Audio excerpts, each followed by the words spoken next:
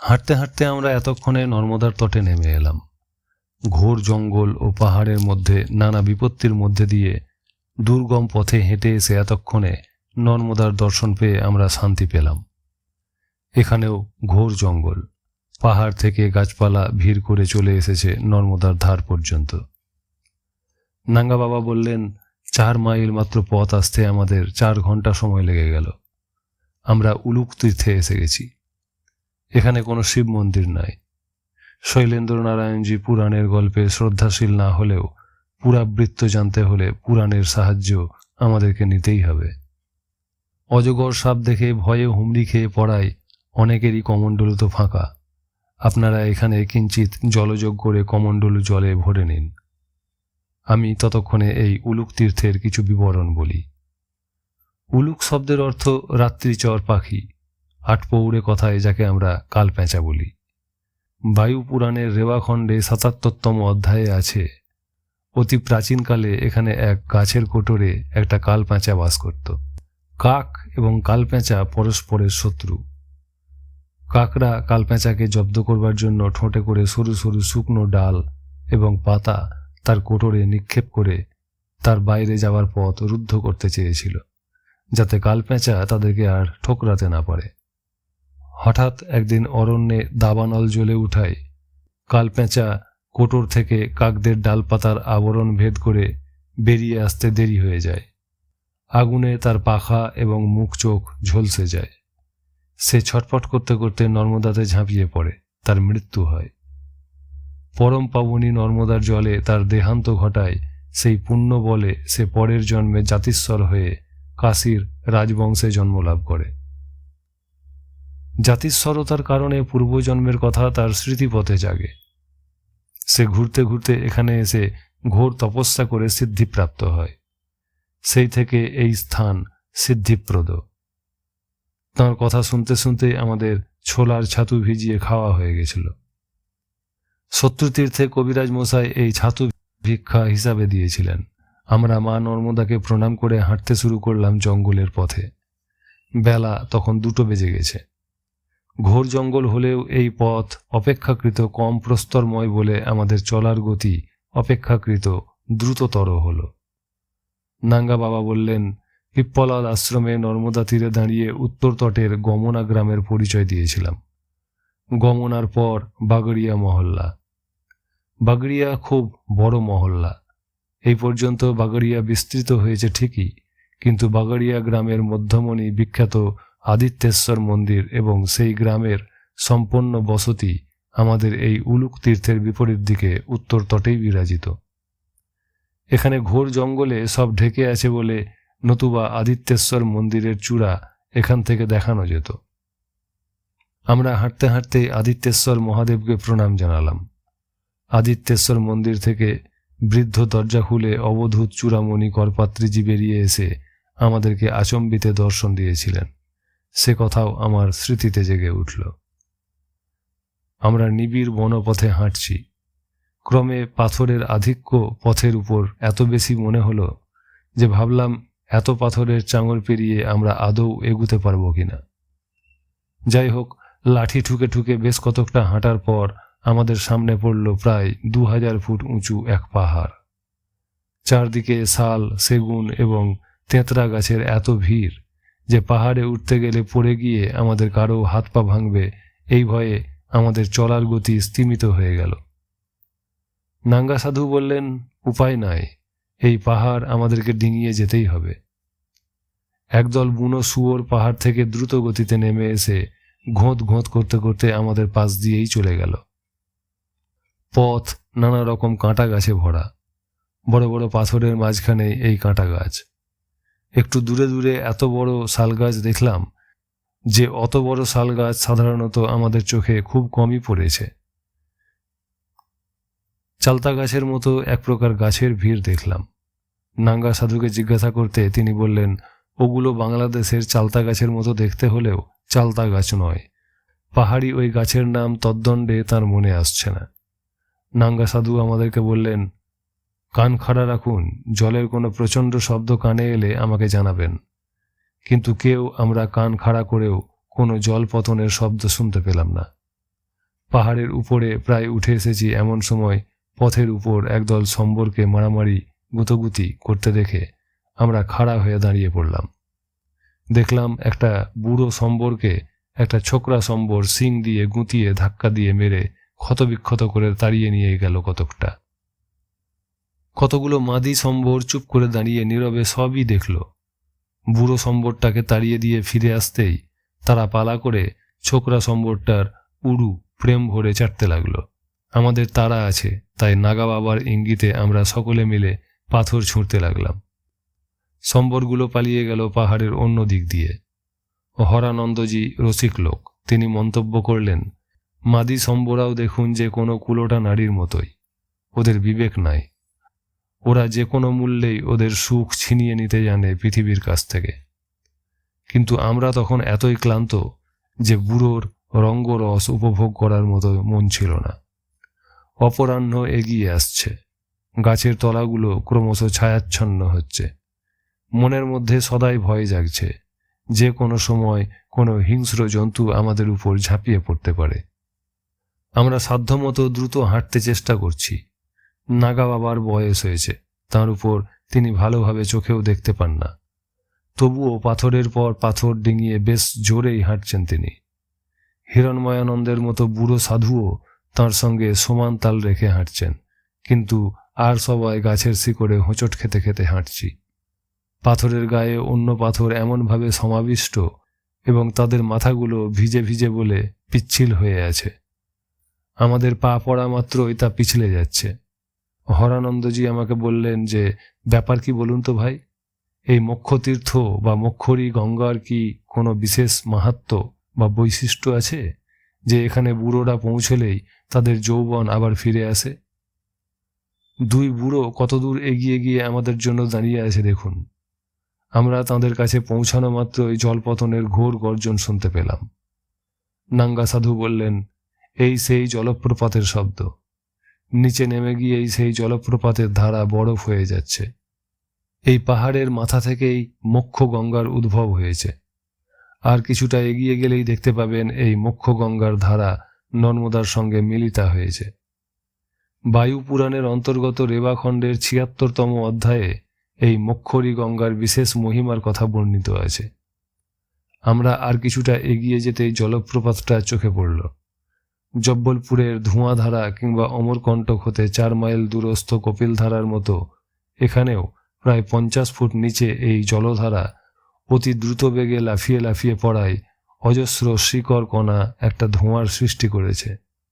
নর্মদাতে পড়ে অজস্র সাদা বাষ্প কুণ্ডলী পাকিয়ে উঠছে। আমাদের গায়ে মাথায় ছিটকে পড়ছে জলকণা। এই জলপ্রপাতের এমনই গর্জন যে কানে তালা লাগার জোগাড়। আমরা কোনো মতে যুক্ত করে মোক্ষ গঙ্গার উদ্দেশ্যে প্রণাম নিবেদন করে দ্রুত সেই স্থান ছেড়ে যেতে পারলে বাঁচি। কিন্তু হাঁটবার চেষ্টা করলেও বেশি দূর হাঁটতে পারলাম না। কিছুটা এগিয়েই দেখতে পেলাম একদল বুনো হাতি পথের উপর জড়ো হয়ে স্থির হয়ে দাঁড়িয়ে আছে। আবার হাতি, আবার কোনো হাতিকে সাপে কামড়েছে নাকি? কিন্তু হাতিদের মধ্যে তো কোনো চাঞ্চল্য, আতঙ্ক বা যুদ্ধোন্মুখী অবস্থা দেখা যাচ্ছে না। মনে হচ্ছে যেন তারা গোলাকারে দাঁড়িয়ে একটা মাদি হাতিকে পাহারা দিচ্ছে। ভালো করে লক্ষ্য করতেই সকলেরই চোখে পড়ল হস্তি বেষ্টিতা সেই মাদি হাতিটা পাথরের উপরে বসে যেন কোঁত পারছে। আমরা দূর থেকে সবিস্ময়ে দেখলাম মাদি হাতির জনিস্থান হতে বিরাট একটা পলিথিনের থলের মতো গোলাকার থলে ভূমিষ্ঠ হল। হাতিমা তার বিশাল কান দিয়ে অর্থাৎ কানের কুলো দিয়ে পাশে দাঁড়িয়ে সেই গোলাকৃতি বলে বাতাস দিতে লাগল। একসময় সেই গোলাকৃতি জলীয় বলটা ভুস শব্দ করে প্রবল শব্দে ফেটে গেল। জল জল পিছল পিছল অনেক পদার্থ গড়িয়ে পড়ল সেখান থেকে। তারপর তার মধ্য থেকে বেরিয়ে এলো হাতির গাবদা গুব্ধ বাচ্চাটা। কিছুক্ষণ চুপচাপ বাচ্চাটা পড়ে থাকলো স্থির হয়ে। মিনিট 10 পরে সহসা উঠে পড়েই বাচ্চাটা হাতিমার প্রকাণ্ড প্রকাণ্ড স্তনে সুঁড়ে লাগিয়ে দুধ টানতে লাগলো পরম আনন্দে। হাতির গাবলু গুবলু কালো কুচকুচে বাচ্চাটার সর্বাঙ্গ তখন চকচক করছে। আরও কিছুক্ষণ পরে এসে তার মায়ের সঙ্গে এবং অন্যান্য হাতির সঙ্গে টলতে টলতে পড়তে পড়তে উঠতে উঠতে হাঁটতে শুরু করলো। আমরা পথ থেকে সরে গিয়ে বড় বড় গাছের আড়ালে দাঁড়িয়ে রইলাম ঘাপটি মেরে। আমরা যে পথ দিয়ে হেঁটে যাচ্ছিলাম তারা সেই পথ দিয়েই হেঁটে এলো। তাদের কালো কুতকুতে চোখ দিয়ে নিশ্চয়ই আমাদেরকে দেখতে পেয়েছিল, কিন্তু তারা আমাদের দিকে তেড়ে এলো না। তাদের হাঁটা চলার মধ্যে কোনো আক্রমণমুখী যুদ্ধবাজের ভঙ্গি নাই, বরং বলা যায় তাদের অ্যাটিচিউড আজ কতকটা আত্মরক্ষামূলক, হয়তো বাচ্চাটা সঙ্গে আছে বলে। যাক, এতক্ষণে আমরা নিষ্কৃতি পেলাম, ধরে প্রাণ এলো যেন। আমরা প্রাণপণে হাঁটতে লাগলাম। বেলা 4টা বেজে গেছে। অপরাহ্নের হলদে রোদ ক্রমই লাল হয়ে উঠছে। কিছুক্ষণ পরেই সন্ধ্যা নেমে আসবে। সন্ধ্যা হলেই হিংস্র বন্য জন্তুর এই বিচারণ ভূমিতে তেনারা বেরিয়ে আসবেন শিকারের সন্ধানে। আমরা প্রায় প্রত্যেকেই অস্ফুট শব্দে রেবা রেবা জপ করে চলেছি। কতকটা এগিয়ে উপরের পথটা ছেড়ে মালভূমির নিচের দিকে নামতে লাগলাম উপত্যকার সমতলে। এক জায়গায় দেখলাম অনেক বড় বড় চৌরস পাথরের বড় বড় বোল্ডার ঝর্ণার মুখে পড়ে আছে। সেগুলোকে ঘিরে রয়েছে বড় বড় ফণি মনসার গাছ। কাঁটাই এবং কণ্টকময় বনপথে উলুক তীর্থ হতে এই 4 মাইল আসতে প্রত্যেকেরই পা ক্ষতবিক্ষত হয়ে রিরি করে জ্বলছে।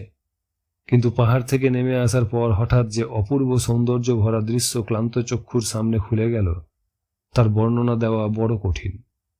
সেই ছায়ানিবিড় অপরাহ্নে জনমানবের চিহ্নহীন ঘোর বনানীর পথে হেঁটে না এলে প্রকৃতির গোপন অন্তরালে লুকানো গম্ভীর দর্শন, জলপ্রপাতের দর্শন মিলত কি করে? বড় বড় আম, গাছকেন্দু, ফার্ন, ওই ঝাঁকড়া ঝাঁকড়া বড় বড় ফণি মনসা, লম্বা লম্বা তৃণ, লুদাম, করণ্ড প্রভৃতি আরও অসংখ্য বন্য গাছে ঘেরা ওই জলপ্রপাতের জলপতন ধ্বনি দ্বারা বিখণ্ডিত সেই গম্ভীর অরণ্যের নিস্তব্ধতা সুদূর অতীতের কথা, বিশ্বদেবের সৃষ্টি বৈচিত্র্যের কথাই কানে কানে বলে চলেছে। সমাহিত মনে তা শুনতে হয়। আমার মনে হয়েছে অনন্তের মৌন ইতিহাস ওখানে আঁকা আছে পাথরের স্তরে স্তরে। বৈদিক আর্য ঋষিদের আমলেও ওই জলপ্রপাতের শব্দ এবং তার জলধারা ঠিক এমনিভাবেই ঝরে পড়ত এই ঘোর বনের মধ্যে। লোকচক্ষুর অন্তরালে এখানে লক্ষ লক্ষ পূর্ণিমার চাঁদ উঠেছে, লক্ষ লক্ষ অমাবস্যার ঘোর অন্ধকার নেমে এসেছে এই পাহাড়ি পথের বুকে। আমাদের মতো পরিক্রমাবাসী এবং বন্য পাহাড়ি লোকেরা ছাড়া অন্য কারও চোখে পড়েনি এই বন্য সৌন্দর্য ভূমি। আমাদের মতো উগ্র ধর্মোন্মাদ কিংবা যারা এই প্রতিকূল পরিবেশে বাধ্য হয়ে বাস করছে সেই পাহাড়ি বাসিন্দারা ছাড়া কে আসবে মরতে এই পথহীন জঙ্গলে? জানেই বা কে? খোঁজই বা করবে কে? এই জঙ্গল পথে পথ হারিয়ে যাওয়ার খুবই সম্ভাবনা। কোনো সময়েই দলবদ্ধ না হয়ে বা উপযুক্ত পথ প্রদর্শক না নিয়ে কখনোই এই ভয়ঙ্কর পথে কারও আসা উচিত নয়। একবার পথ হারিয়ে গেলে যে কোনো মুহূর্তে সর্পদংশনে, বন্য হস্তির পদতলে কিংবা বাঘের পেটে প্রাণ হারানোর যেখানে সমূহ সম্ভাবনা, অথচ কি অপার সৌন্দর্য ভূমি লুকিয়ে রয়েছে লোকচক্ষুর অন্তরালে। আমি কতকটা আত্মমগ্ন হয়েই পড়েছিলাম। হঠাৎ সজাগ হয়ে উঠলাম নাঙ্গা মহাত্মার কণ্ঠস্বরে। তিনি বলে উঠলেন, আর উপায় নাই, এখানে আজ রাত কাটাতে হবে। অনেক পোড়া কাঠ পড়ে আছে এখানে। মনে হচ্ছে আমাদের আগে নিশ্চয়ই একদল পরিক্রমাবাসী যাওয়া বা আসার পথে এখানে রাত কাটিয়ে গেছেন। অনেক শুকনো কাঠ পড়ে আছে চারদিকে। এখন সকলে হাত লাগিয়ে এখানে সব কাঠ জড়ো করে একটা গোলাকার মণ্ডলী সাজিয়ে ফেলি এসো। আমরা সকলে এক জায়গায় পাথরের উপর ঝোলা গাঁঠেরি রেখে তার চারদিকে কাঠের ছোট ছোট স্তূপ সাজিয়ে ফেললাম। নর্মদার তটের উপরে এই স্থান, চারদিকে কয়েকটা শাল, শিমুল গাছ ও বেল গাছ। যেসব স্থান পেরিয়ে এলাম তাদের তুলনায় এই স্থানকে কতকটা ফাঁকা বলেই বলতে হবে। সূর্যাস্ত হতে আর দেরি নাই।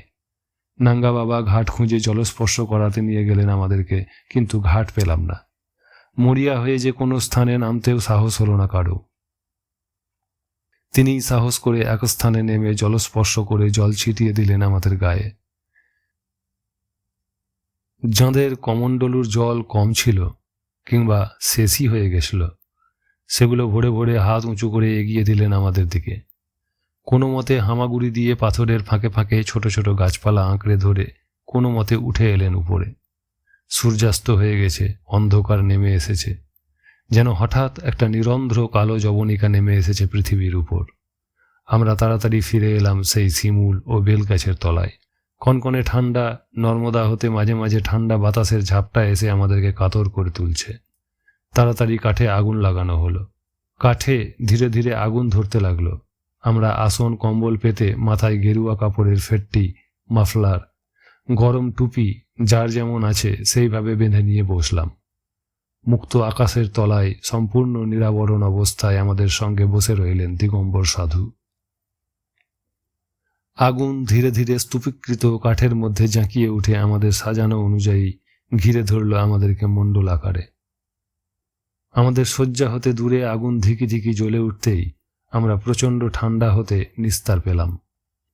পালা করে 4 জন করে প্রতি প্রহরে জেগে থাকার বন্দোবস্ত করা হলো।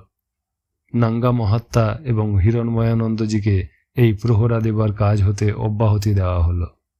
নাঙ্গা সাধু বললেন, আমরা এখন যেখানে বসে আছি এখান থেকে মাত্র 1.5 মাইল হেঁটে গেলেই ভৃগু পর্বতের কাছে শূলপাণীশ্বর মহাদেবের মন্দিরে পৌঁছে যেতে পারব।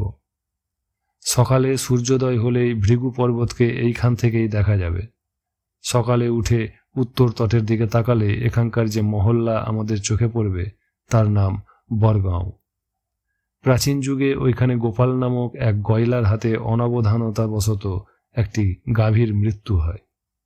গোপাল তার ওই গরুটিকে প্রাণ দিয়ে ভালোবাসত। এই ঘটনার পর গোপালের মন অনুশোচনায় ভরে যায়। নিজেকে গো হত্যার অপরাধে অপরাধী ভেবে সে নিরম্বু উপবাসে থেকে কঠোর তপস্যা করে। আশুতোষ তাকে দর্শন দিয়ে বিমলেশ্বর তীর্থ স্থাপন করতে আদেশ দেন। তার প্রতিষ্ঠিত বিমলেশ্বর শিবের পূজা এখনও সেখানে হয়। অঙ্কলেশ্বর হতে আসার পথে হরিধাম অতিক্রম করে কিছু দূরেই যে আর একটি বিমলেশ্বর তীর্থ আছে, নামে সাদৃশ্য থাকলেও ওই দুটি পৃথক পৃথক তীর্থ। হরিধাম পেরিয়ে এই দক্ষিণ তটেই যে বিমলেশ্বর দেখে এসেছেন তিনি স্বয়ং শিব। আর এখানে আমাদের সামনে যে বিমলেশ্বর, তাকে শিব জ্ঞানে পূজা করলেও তিনি অনাদি লিঙ্গ নন, একজন শিবের গণ বা ভৈরব মাত্র।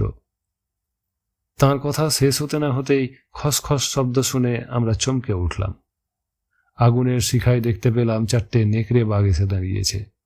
তাদের লকলকে জিভা বের করে তাকিয়ে আছে আমাদের দিকে। একত্রে এতগুলো লোভনীয় শিকার চোখের সামনে দেখে তাদের নোলা থেকে জল ঝরছে। তাদের এবং আমাদের মধ্যে অগ্নির লেলিহান শিখা দাউ দাউ করে জ্বলছে বলে ভয়ে ঝাঁপিয়ে পড়তে পারছে না, নতুবা আমাদের যে কি দশা হতো তা মা নর্মদাই জানেন। রাত্রি প্রায় 10টা নাগাদ আমাদের পিছনে যে অগ্নি প্রাকার তার থেকে কিছু দূরে হা হা হা অট্টহাসি শুনে আমরা চমকে পিছন দিকে তাকাতেই চোখে পড়ল প্রায় একসঙ্গে 6টা হায়না এসে জড়ো হয়েছে। সামনে নেকড়ে এবং পিছনে হায়নার দল দেখে ভয়ে বাসবানন্দজি এবং আরও 2 জন ব্রহ্মচারী মূর্ছিত হয়ে পড়লেন।